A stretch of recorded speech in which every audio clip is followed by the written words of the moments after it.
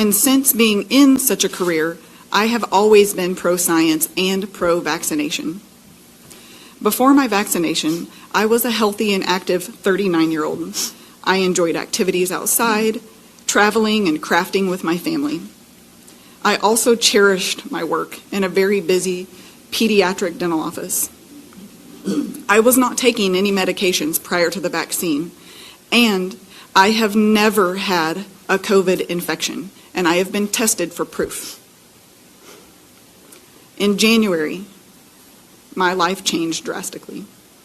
Immediately after the injection, I felt an odd tingling type dripping sensation in my arm.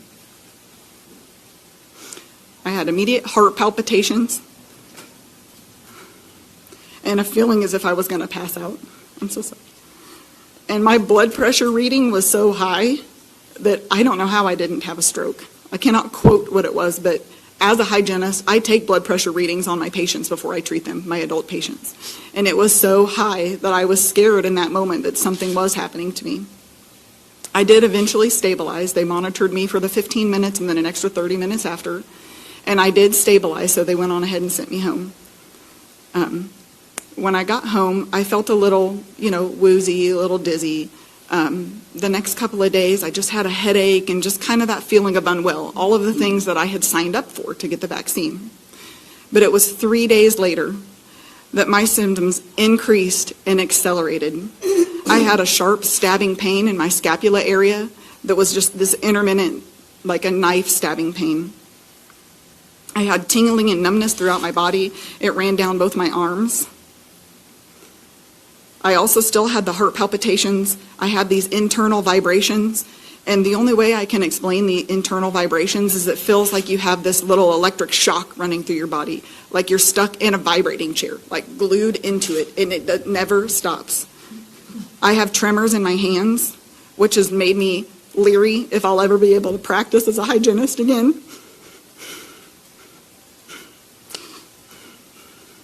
And like Cheryl, I am so fearful that I may have some sort of neurological issue after this with Parkinson's.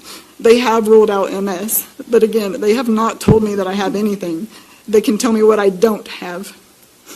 I have swollen lymph nodes, brain fog. I had brain fog so extreme that I would be having a conversation with someone and I would black out. Try to come back to that conversation and nothing was there. Swollen lymph nodes, muscle weakness, unexplained skin rashes. I had convulsions and nighttime seizures. I had to have my 6-year-old daughter wake me up from a fit in the middle of the night.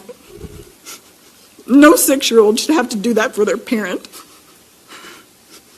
I have also experienced thick, clotting, heavy menstrual cycles. I was so afraid that I literally, and I have it with me, I prepared my will and my obituary for my family because I didn't think that I would wake up to the next day. I have reported my symptoms to VSafe, VAERS, CDC, FDA, Pfizer. I have also sent information to 2 very well-known research institutes, and I have also reached out to prestigious universities. I've been dealing with this for 5 months. These past 5 months, my severe neurological reactions continue to plague me. Every day feels like I'm trapped in the movie Groundhog Day. I go to sleep praying, thinking I'm going to wake up the next morning and be better. And I'm not. I've had multiple tests, more than any person should have to go through this time in their life. I have had x-rays, blood work, MRIs, CT scans, ultrasounds, EEGs, and more. To date, the medical community has still remained baffled and unable to restore my health. I'm scared and frightened for my future. So I do have hope, and this is why I'm here today, speaking out. This is not an easy thing to do, guys. But I hope that our conditions will be researched and studied. I hope that we can find a solution and a pathway to health. That's all we want. I would give anything. I would give my whole life savings if I could go back to January 17th and never to have had to experience this in my life. And 3, that those that are suffering and that those that will come behind us, because the vaccine is still rolling out, that they will benefit from us coming forward and speaking today. We have suffered long enough. I think that we do deserve this time that you've given us today, and we are so gracious that you've taken your time to be here today. But we do deserve to be seen, which you are seeing us today, and heard, you're listening,